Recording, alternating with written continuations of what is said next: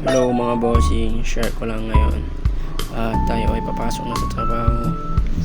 Nauna na pala yung girlfriend kong pumasok. Kanina maaga silang umalis at may pupuntan po sila papuntang Pampanga pa kasi magta-training po sila ngayong araw na to. At nakalimutan pa niya yung gamit niya kaya maaga tuloy tayo umalis. Dito nga po tayo dadaan, matagtag at lubak-lubak. May sira pa naman yung suspension ko sa harapan. Kulang ata sa oil kaya pag dumaan tayo dito sa mga lubak ramdam mo talaga yung tagtag niya. Kaya tiis muna, sa next day papalitan na natin ng oil. Ang alam ko ay kulang lang sa oil nito at kaya matagtag, kaya tiisin muna natin hanggang sa mapalitan.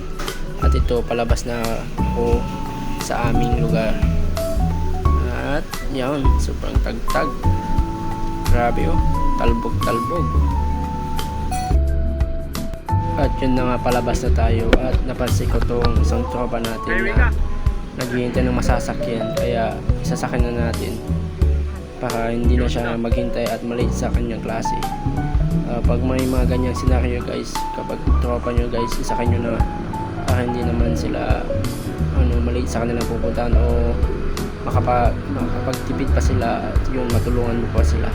Kaya ihatid natin siya sa highway, sasabay natin siya nang sa highway lang naman siya Tapos after nito, diretso na tayo sa Photon mamaya. Yun, check nyo guys, nag-check engine pa yung motor ko, mamaya mawawala na din yan. Check engine, malabas. Ganyan ba talaga ang Aerox guys, pag napatakbo pag umaga, ganyan lumalabas. Pero mamaya yan mawawala din pag mainit na siguro yung makina. At dito guys, may ibababa ko na siya dito kasi wala siyang helmet, hindi natin siya pwedeng isabay hanggang San Fernando.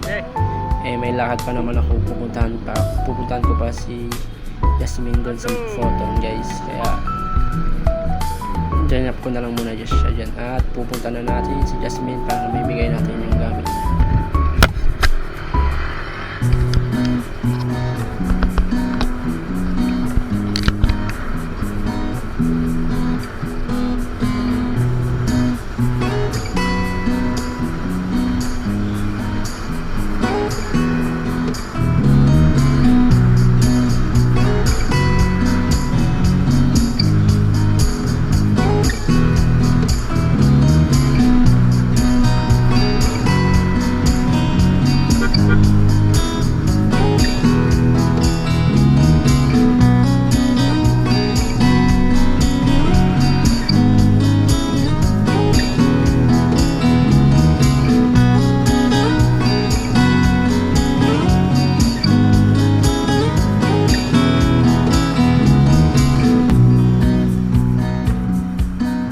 So ayun guys, nandito na tayo sa Photon.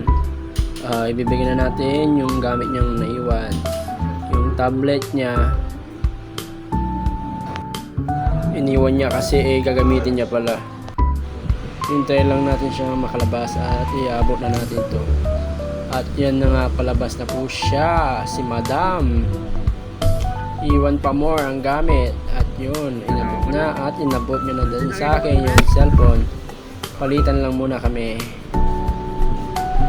At yun, aalis na po ako at bibigyan ko siya ng biskuit guys. Kalimutan kong binigay, gutom na daw yung bata.